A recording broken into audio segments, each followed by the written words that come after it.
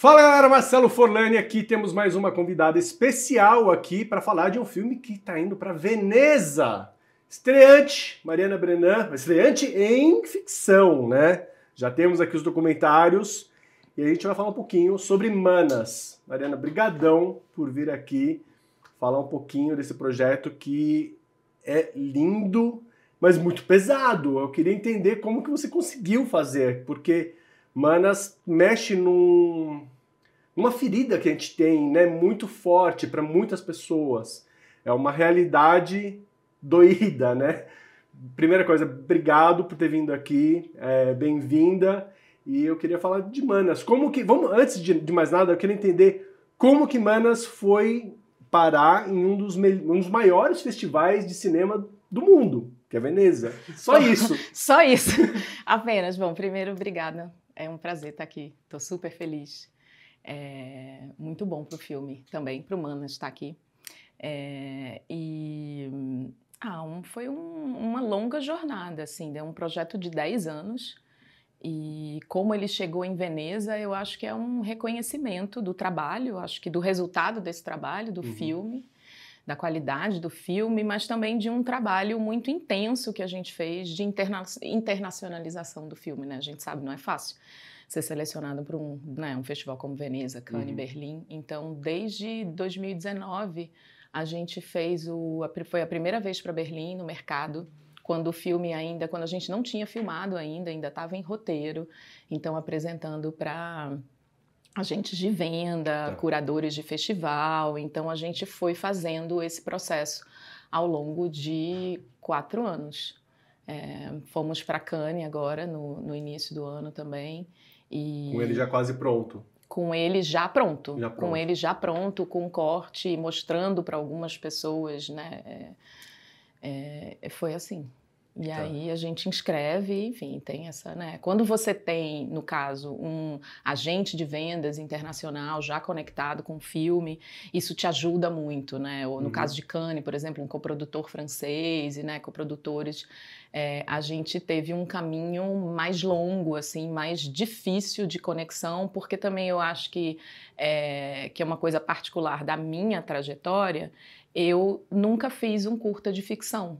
Então, acho que uma coisa que ajuda também, né, na carreira dos diretores e, né, da conexão com os festivais é de ter começado com curta, ido com curta, ganha prêmio, e aí os festivais querem ver seu filme. Quando você faz uma estreia de longa-metragem, tem esse interesse. E eu não tinha essa trajetória, assim, então foi um caminho que a gente precisou abrir de conexão também, e aí no final é isso. Acho que a qualidade é o filme que também se faz presente ali, a força do filme para conseguir uma seleção, e muitas pessoas próximas, né, dando força, ajudando e fazendo essas conexões e estando junto. Você tem os nomes de peso, tem os Dardenne junto. Como que foi essa conexão com eles? Com os Dardenne foi uma conexão muito, muito especial, muito orgânica, assim, e surpreendente, assim, lá na Europa, né, todo mundo, como que vocês conseguiram produção associada dos Dardenne? A Mostra de Cinema de São Paulo, eu acho que 2017, eles fizeram, junto com a SP Cine, uma espécie de tentativa de mercado e trouxeram produtores e distribuidores para rodadas com diretores, e a gente tinha Manas ainda em desenvolvimento com uma primeira versão do roteiro, primeiro ou segundo tratamento do roteiro. E a Delphine Thompson, que é a produtora dele, estava nessa rodada. A gente apresentou o filme para ela, ela se conectou imediatamente. E a gente começou a se corresponder, e com um desejo, inclusive, na verdade, eles queriam fazer uma coprodução com a gente.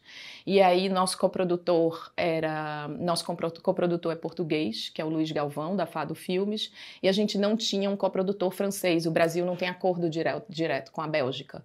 Então, a gente não conseguiu fazer oficialmente e eles acabaram assinando como produção associada. E a gente ficou esse processo todo. Eles deram notas no roteiro, participaram, acompanharam a montagem. Um processo muito, muito incrível, muito rico também ter eles por perto. Eu vi que na criação do roteiro, tudo começa de uma ideia de fazer mais um documentário. É isso? Exatamente. E daí você vai desenvolver, você vai vendo que, calma, documentário é uma coisa que a gente não vai conseguir mostrar. Porque, né, a gente está falando de crimes contra meninas, de 13 até 9 anos, que são abusadas, e dentro de casa sempre, né? Que é um grande problema que a gente tem aqui no Brasil. E daí veio essa ideia justamente de criar uma ficção muito real, né? Como que foi? Quanto tempo foi de desenvolvimento desse roteiro? Quando você teve esse estalo, né, de justamente transformar isso em ficção? Olha, um projeto que começou, o primeiro edital que a gente ganhou em 2014, e a gente está lançando o filme em 2024. Então são 10 anos de projeto e 8 anos de trabalho intenso no roteiro. Durante a filmagem também, mexendo e ajustando ali. Acho que esse processo de feitura do roteiro, ele nunca terminou, assim. Ele aconteceu até a filmagem.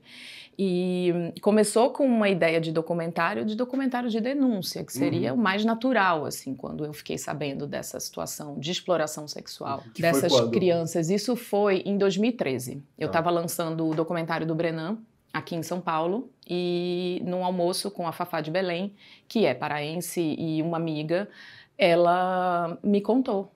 Eu nunca tinha ouvido falar dessa situação de abuso e exploração sexual de crianças nas balsas do Rio Tajapuru e do abuso intrafamiliar, né, que tem uma taxa muito grande no Pará, no Brasil e no mundo. O abuso intrafamiliar é algo que realmente a gente precisa falar sobre e quebrar esse tabu, porque é um dos mais difíceis, né, da gente lidar com, porque, como você falou no começo, é muito dolorido e acontece dentro de casa, né? E muito silenciado. É muito difícil você falar sobre isso, porque acontece com pessoas que você confia, geralmente com pessoas da sua relação, que deveriam te proteger, que estão ali do lado. Então, e eu fiquei muito mexida, muito tocada, muito comovida e decidi fazer um documentário de denúncia.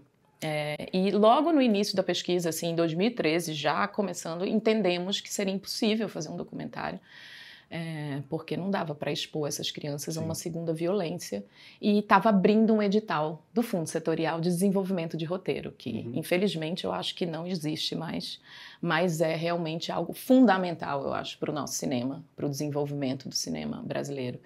E a gente inscreveu... Laboratórios também? Não, eles davam uma verba para a gente fazer pesquisa e desenvolver roteiro, o que é muito maravilhoso, assim, porque é muito difícil você conseguir fazer um investimento nesse momento do roteiro. E a gente inscreveu e ganhamos o edital em 2014. Então, assim que essa verba foi liberada, a gente fez uma viagem para o Marajó, a primeira viagem para o Marajó, com a Antônia Pellegrino, que fez o primeiro tratamento do roteiro, junto com a Camila Agostini, a Laura Liuzzi, pesquisadora, e fizemos uma viagem para o Marajó, percorrendo, né, partindo de Melgaço e de Breves, das duas cidades, onde tem um alto índice de abuso intrafamiliar, e percorrendo o Rio Tajapuru, nas comunidades ribeirinhas, aonde acontecem, né, a exploração nas balsas ao longo desse rio. Fizemos um primeiro tratamento de roteiro e depois eu continuei aprofundando nas questões e na complexidade do tema, né, dos personagens, como que, né,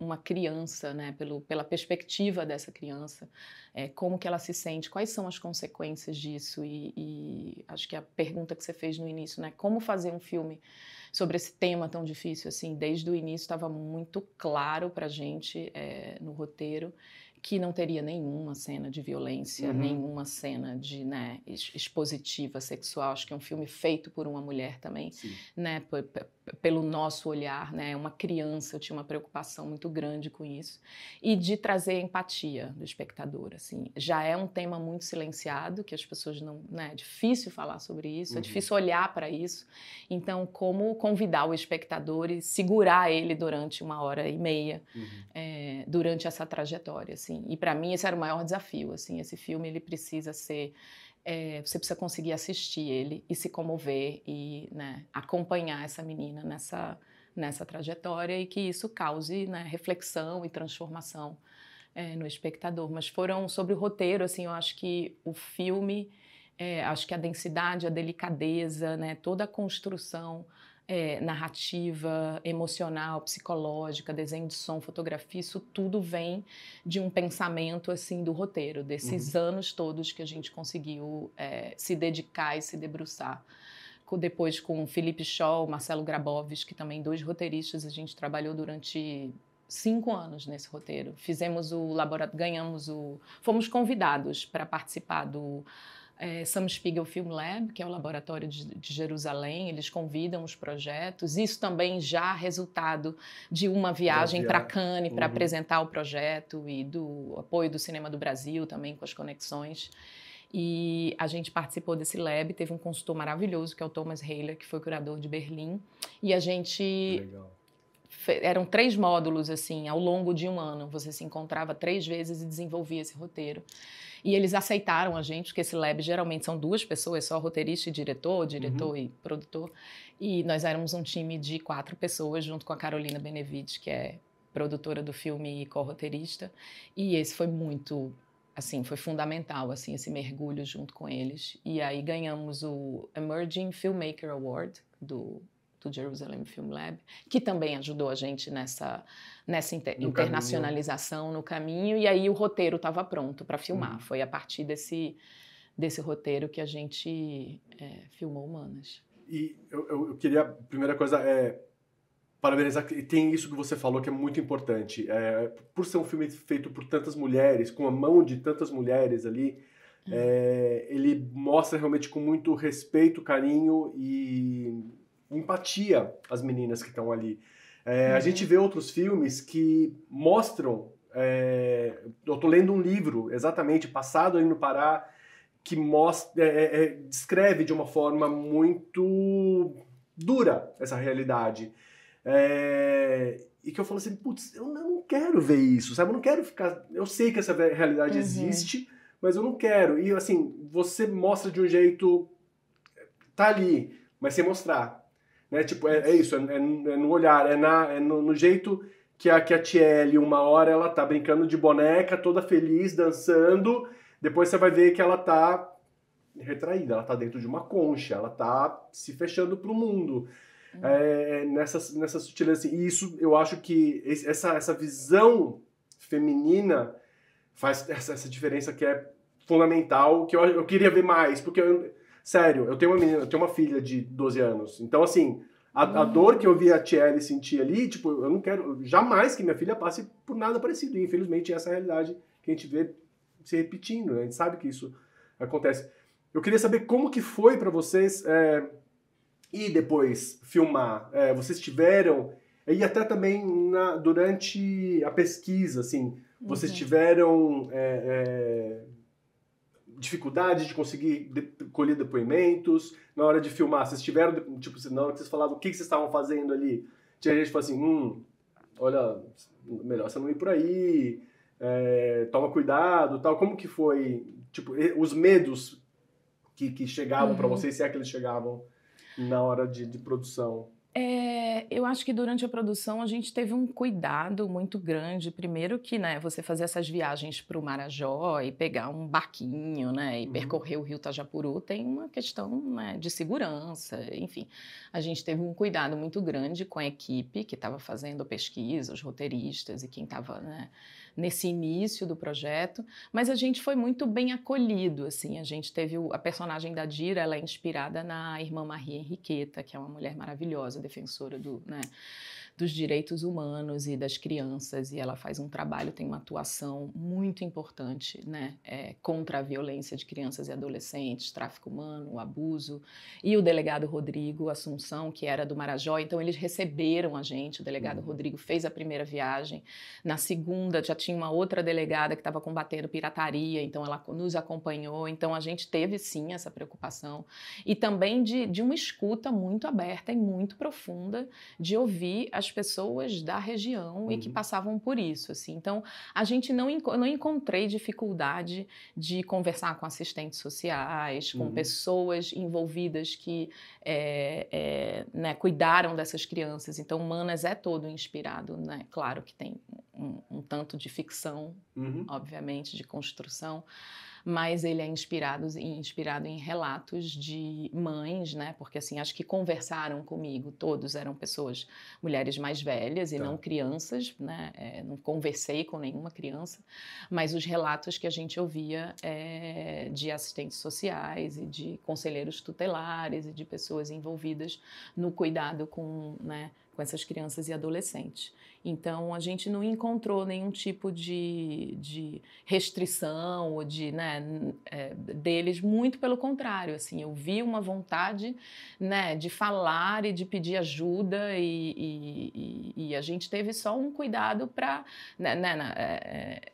inclusive de não divulgar, né, de assessoria, assim, agora que a gente está começando a falar sobre o filme. Então, assim, para proteger e permitir que a gente pudesse fazer o que a gente acreditava e que achava que era necessário no filme, inclusive durante a filmagem, a gente não divulgou que a gente estava filmando, aonde a gente estava filmando, porque a gente sabe que, né, tem questões, principalmente nessa parte da exploração sexual nas balsas, que já se tentou, né, criar em CPIs e, né, para impedir isso, que é uma questão que passa por, né, coisas maiores aí, políticas e... Então, a gente teve esse cuidado. Você me perguntou outra coisa também na filmagem, né, quando estava... Sim. E aí eu acho que isso passa também um pouco da preparação do filme, a experiência que a gente teve, tanto da equipe que veio fazer o filme, lendo o roteiro, era, nossa, a gente precisa fazer esse filme. Foi um projeto muito lindo mesmo, de propósito, assim, as pessoas que se envolveram foram escolhidas com muito, muito cuidado, assim, muito carinho, e se conectaram no projeto, então toda a equipe estava muito comprometida, e eu acho que muito feliz de estar trabalhando num projeto que eles acreditavam, com uma causa que eles entendiam que era importante ser falado e ser lançado à luz. E nos atores, nas crianças, que a gente também fez um casting todo de crianças locais, né, que moravam ali em Belém e nas ilhas ao redor, a gente teve um cuidado muito grande de... Os pais sabiam sobre o que o filme era e precisavam saber e permitir que os filhos participassem.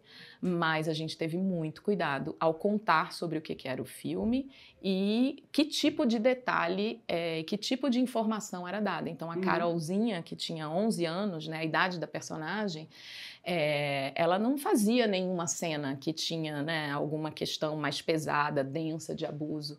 Então eu não contei para ela o que ela estava fazendo. A própria Jamília, assim, a gente teve muito cuidado assim na preparação. O René Guerra fez isso com muita responsabilidade, assim, muita ética. Então a gente fez workshop com elas, conversamos, até escolher quem seria a protagonista, entender qual era a maturidade emocional dela, onde ela estava nesse lugar, tipo de experiência que ela tinha tido. E a Jamile, por exemplo, ela cena da caçada, que é um abuso, ela não sabia o que acontecia ali. Então, o que a gente não precisou falar, eu trabalhei isso num lugar simbólico junto com o René para trazer a emoção da personagem. Ela está presente ali, preenchida de sentimento, mas sem que a gente precisasse ir além de um lugar que não fosse extremamente necessário. E isso para mim era muito importante, porque eu acho que não dá para fazer um filme sobre abuso tendo uma atitude, né, que não seja absolutamente respeitosa e cuidadosa com todos do que estão nesse processo. É isso, é uma violência, mas ela não precisa ser uma violência gráfica para você mostrar que essa violência está acontecendo. Você não precisa ver o Irreversível com a Mônica Bellucci para entender o que aconteceu ali, né? Tipo, é isso. Eu gostei dessa sensibilidade que vocês tiveram ali. Eu queria falar um pouquinho mais da Jamile. Como vocês fizeram nessa busca com várias crianças, várias pré-adolescentes ali, como que vocês acharam na hora que você bateu o olho e falou assim, nossa, é ela? Tipo, ela é ótima, né? Ela é maravilhosa, né? Muito boa. Ela é incrível. Foi uma pesquisa de 1 mês, 2 meses, eu acho, de produção de elenco. A Ana Luísa, que fez essa direção de elenco junto com produtores locais também. A gente selecionou mais ou menos... Vocês abriram para escolas? Para tudo. Abriram para escolas, escolas de teatro, de criança, escolas. A Amanda, que fez também a pesquisa local, ela fazia um trabalho social em comunidades, então ela pesquisou, assim, foi uma pesquisa muito abrangente, assim. e a gente fez um workshop, pré-selecionamos algumas meninas que teriam um perfil da Marciele e fizemos esse workshop com elas. E a Jamile se destacou desde o primeiro momento que a gente conheceu, mas foi como eu te falei, a gente precisava entender como que essas crianças ficavam à vontade mesmo no processo, na interação, trocando, porque eu acredito que tinham talvez 2 ou 3 só que já tinham tido alguma experiência com escola de teatro, mas do elenco principal, nenhuma delas tinha feito nada de atuação ou que tivesse familiaridade com esse universo. E daí a ideia é, tipo, vocês não tinham um roteiro para decorar, tipo, vocês iam deixando a coisa o mais natural possível do dia a dia delas ali, né? Como você falou, tipo, você não tinha, você fazia documentários. Para dirigir uma ficção, você trouxe pessoas que trabalhavam com atores, né? O René, a Ana Luísa. Como que era essa divisão para vocês ali? E fala um pouquinho mais da importância deles justamente no trato com os atores. Quanto que você trabalhou daí pegando com os atores adultos? Quanto que você também conseguiu trocar com eles? Quanto que você aprendeu como direção de ator agora? Não, foi maravilhoso. Esse era meu grande desafio e o que eu estava mais instigada assim, a fazer, né? Em como conseguir criar esse universo, esse ambiente, conectar os atores, né, com a experiência, com as crianças, e conseguir filmar ainda com um valor documental de verdade, assim, que são as minhas referências de filmes e, né, do tipo de filme que me atrai, que me estimula, que me provoca, e que eu achava que esse tipo de linguagem era importante nesse filme, você assistir sentindo que você está vendo a vida desenrolar ali na sua frente, assim, que esses personagens são reais. E o trabalho com o René foi maravilhoso, ele é um preparador, assim, muito, muito, como eu falei, já sensível, responsável, com uma conexão com os atores, assim, um processo muito, muito delicado. Então, a gente fez uma preparação depois de selecionar o elenco infantil, juntamos o elenco infantil com o elenco adulto, com a Fátima e com o Rômulo, e fizemos um mês de preparação, de vivências com ele, na locação, na casa, para conectar essas crianças e ter essa vivência mesmo de família. E eu participei desse, né, o René fez a preparação intensa e eu participei com ele em alguns momentos durante essa preparação, entendendo ali como é que estava funcionando aquela dinâmica, que tipo de registro, e depois isso e no set foi muito especial. O Rômulo é um ator muito experiente, né, que tem uma técnica assim muito muito precisa, ao mesmo tempo muito sensível e muito poroso. Ele e a Fátima também ajudaram muito na condução com as crianças, assim, conectá-las, engajá-las. A gente filmava ali como se fosse um teatro ali, a cena acontecia e a câmera estava pronta e a gente ia acompanhando eles. Isso era uma coisa para mim muito importante. Acho que esse resultado está no filme. Mas desde o processo de elenco que você perguntou da Ana, eu acho que a Ana tem esse olhar, né, com não atores e com uma atuação também mais naturalista, e então a gente teve uma conexão muito forte ali. Ela entendeu exatamente o que eu estava buscando, o que era importante para o filme, e a gente teve uma parceria desde o momento de escolher esses atores, os não atores, de entendê-la nessa, assim, será que essa criança, né, consegue mesmo, né, segurar um processo de filmagem, e, enfim. E na escolha dos adultos, a Dira Paz, né, que é a nossa atriz maravilhosa, paraense, uma mulher incrível e super conectada com essa causa. Ela está no filme desde o início, desde o primeiro edital do Fundo Setorial, assim, ela apoiou o projeto e está com a gente desde o início. A personagem da Areta foi escrita para ela. E depois veio o Rômulo com a minha ideia, que eu troquei muito com a Ana, é que geralmente você tem né, o abusador, ele é a pessoa que você confia. Então, eu não queria que fosse um ator que você olhasse e você falasse, ah, não, esse é o cara. O perfil do cara, cara de bandido, exatamente. Era muito importante que fosse um ator que tivesse força, mas uma delicadeza, uma fragilidade, que conseguisse transitar por essas, né, diferentes, né, emoções, assim, e universos. E o Rômulo foi, né, unânime, assim, na sugestão da Ana, que achei muito, muito perfeito, assim, se encaixou. E ele assim, mergulhou no personagem, entrou no processo todo com uma verdade, assim, uma entrega, uma confiança, assim. Eu pude contar com uma confiança muito absoluta, assim, de todos os atores, porque é isso, é um tema muito difícil, como experimentar certas sutilezas e delicadezas. E aí, quando você perguntou o meu trabalho no set com eles, né, é isso, assim, né, que olhar que o Rômulo vai dar nessa hora, assim, vai ter um pouco de desejo para essa menina, não vai, ele vai, sabe, então são muito delicado isso tudo. A mãe também, a Fátima, que a gente, né, descobriu num teste também, foi arrebatador. O teste que ela fez pra gente, eu terminei muito emocionada.